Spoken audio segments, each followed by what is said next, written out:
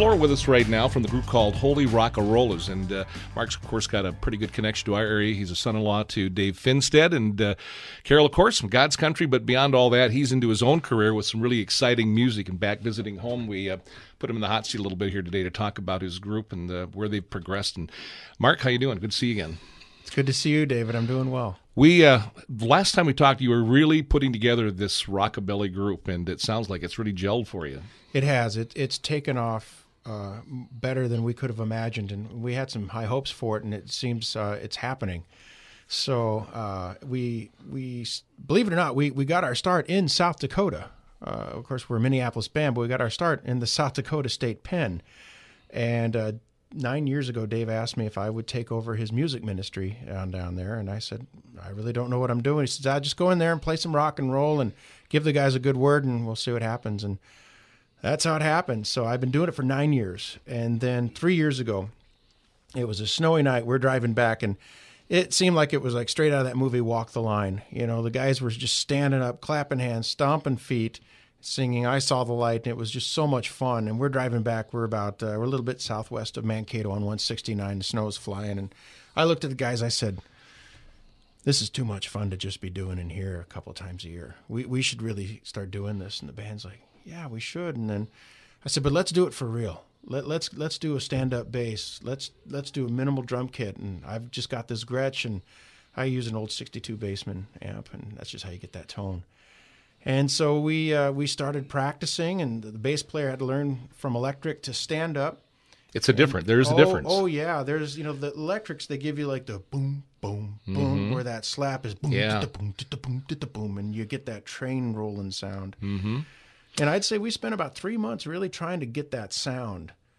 And it before you even took it out anywhere, huh? Absolutely. We went to the recording studio to kind of really get our sound down. Mm-hmm. And then we found out no one would hire us. Like, well, we're just a 50s band. I'm like, what? Oldies? I'm like, not so much an oldies band. We're a 50s band. We look 50s. We sound 50s. We want to take you back to the 50s. And nobody could get it. We made a promo CD from that studio session. We sent it everywhere. Nobody got back to us. And then finally, I just sent an email to a car club in St. Paul and said, we'll play for free at your car shows. Just let us set up on the side of the street. And they said, how many nights do you want? And we said, we'll take every one you have. So every Friday night that first summer, we had an open guitar case out on the street, and it caught fire. And there were people who were saying, well, why aren't you guys playing the Back to the 50s show in St. Paul? You know, there were 11,000 cars there last summer. Wow. That's a big one. Over 100,000 people. Gee. And I said, well, you tell the people in charge there you want us. And sure enough, they did. Wow. So we are in our second year of existence. We played that Back to the 50s, and it was a crazy night. And through that, then we're getting phone calls from Winona Steamboat Days. We're getting people doing things for breast cancer awareness up in Superior, Wisconsin. So this thing just took off. It did, yeah. Well, just to give our listeners a little background, if you are fans of the Stray Cats, which I know a lot of folks are, that would give you some feel of what these guys sound like, and it's just an amazing sound. Let's take a listen to one of the songs here if we could, and then we'll come back and talk some more here. Set this one up for us, can you? Great. Teddy Bear, or not Teddy Bear. Ready Teddy. Ready Teddy, yeah. Ready Teddy. This is a song that Little Richard had a hit with, Elvis had a hit with, and believe it or not, I learned my version of it through Buddy Holly. He loved the song too. And if you can listen, you can kind of tell we're kind of fusing all three of those with this. Well, hang on. Here we go. Ready, set, go, mentor. I'm ready to rock and roll. Wow, that's pretty amazing stuff. Jeez. Thank you. We had a good time making that record. Get you going right now, you know. It's great. We were just talking as we were listening a little bit. What a great era of music that was, huh? Mm-hmm. It's still alive. It's growing in popularity again. Yeah, I think so. Well, one of our favorite thing to hear at a show, Dave, is we'll be playing, and I'll just look out there and I'll see guys in their 70s just nodding their heads, smiling. And they'll come up to me during breaks and they'll say, you just did something $1 million couldn't do. And I said, well, what's that? And he said, you made me feel 16 again. Isn't that something? And there are a lot of kids, they're just hearing this style of music. There are. Teenage boys are coming, with their hair slicked back, wearing cuffed jeans and boots and rolling up their T-shirts. And it's just so fun. One of my best moments last summer is we were finishing a show in St. Paul on the street, and there's this dad, and He's covered in tattoos, and he's you could tell this guy was a rockabilly cat and a hot rodder. And his son, hair slicked back, and he said, "Could you sign this magazine for my son?" I said, "Absolutely." I'm like, that was cool. Just because I decided to pursue this passion of playing 50s music. You've settled on this now, and you were telling me again before we went to air here that you said, "This is it. This is where I'm going. This is where I'm taking my music." Yes. Well, I'm pushing 50, and I've been in punk bands, rock bands, kind of pop bands, all kinds of different things, but it gets to the point 50s music just kept calling, and then I realized whenever I play 50s music, there's a huge reaction. When I do the other stuff, and it doesn't matter the age, huh? No, not at all. When we're playing, we see, and I'm not exaggerating at all, 2-year-old kids bopping in front of the stage up to people in their 70s. Is it difficult music? I mean, it's high energy music. You got to be in shape. It's a good thing I've kept pretty decent shape, and I was smart enough to go out and get a young drummer and a young bass player. They really prop it up, and but it's catchy music too. It's bare bones, and if you play it with a lot of energy and you use the right instruments, and if you understand the spirit of it and deliver that, and I think if you show a respect for it and really go for it, people can sense there's something different about this. Are you writing some of your own music? We are, but we knew to introduce ourselves, that not to come out with original music. But like I said, this record's called Introducing the Holy Rocka Rollaz, and we figured the best thing we could do is this is what we sound like, paying tribute to all the original cats. Oh, it's fun stuff, no question. And you say from time to time, Lisa, your wife, who was, of course, the daughter of Dave and Carol Finstead, who we all know so well, she is with you on some of the... Right, she is. Last summer, our bass player was in Russia, India, Australia. He does a lot of business overseas, but we didn't want that to stop us from playing these shows in our prime summer season. And so Lisa, played bass with God's Country for so many years. So once again, she had to learn how to take it from the electric position to the stand-up, and it took her about a month, and she was slapping that thing like crazy. Wow.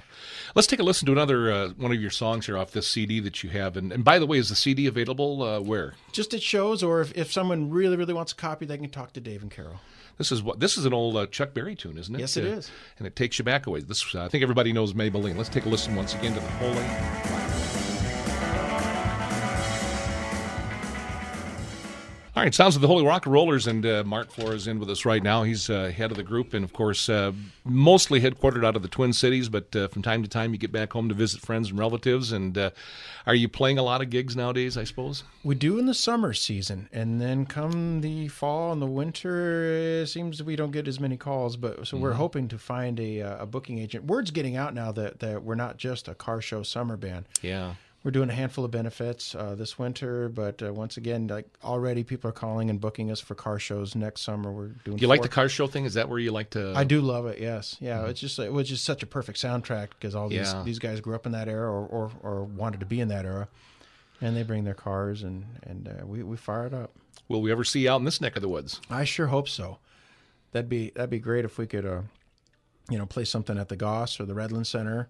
Or I know you guys are getting car shows going out here. I feel like we'd be a perfect soundtrack. So no doubt. Well, anyway, tell us about the rest of the other guys in the group, maybe before you get away from us here, Mark. Sure. The drummer, Matt Alexander, I've actually been playing drums with him since 1999, and we've been friends. And that's why he was in the prison ministry band. I said, I think you'd be good for this. And he's been doing it with me for 3 years now. 4 years. He's been doing it for 4 years, and then the bass player's been actually playing with me at the Sioux Falls State Pen for 6 years. Are you still doing that work? Yeah, whenever the chaplain calls and asks us, we're there. You drop down. Neat. So anyway, is this your life now, or do you still have to have another? Oh no. Well, I'm dreaming of it being my life. Yeah. But I'm still very happily married with 2 kids, and I still have plenty of time for them. And that's the cool thing about this band is now that my wife has joined it. And my daughters like traveling to these places, and they get to see different towns and stay in hotels and things like that. And I'm an audio editor for a music company in downtown Minneapolis, and I've been doing that for 7 years. So the music still helps pay the bills, just in a more corporate way during the day. Well, thanks for keeping the music alive. Oh, man, my pleasure. Thanks for listening. Absolutely. Thanks for having me here. We're going to take out on this one last song here, Mark. Ducktail, what's this song all about? It's just a crazy, kind of obscure rockabilly song by a cat named Joe Clay. And we realized whenever we would play this song, people would just go nuts for it. They don't even know the song, but you'll see when you first hear it. And it's kind of funny now because now that we've been out and doing the summer market, we'll go to places like last year at the state fair. I'm standing in line, I think, getting some cheese curds for my daughter, and I hear this voice behind me, "Hey, DuckTales! Hey, DuckTales!" And I'm like, "Was somebody giving me grief here? What's going on here?" And I turned around. He's like, "Why aren't you guys playing the fair today?" And I said, "Well, maybe next year." So it's a lot of fun. So that song's kind of getting a following for us. Well, here you go. One more time. And that one gets moving, doesn't it? That's a crowd pleaser. Well, Mark, we got to leave. We're running out of time here. We wish you well, and come back so and much, Dave. Visit us someday. Hope to see you in the group here. Yeah. Hopefully, we're standing on a stage out in one of these streets here. And that would be fun. Bringing a party. All right. Thank you so much. Thank you, Dave.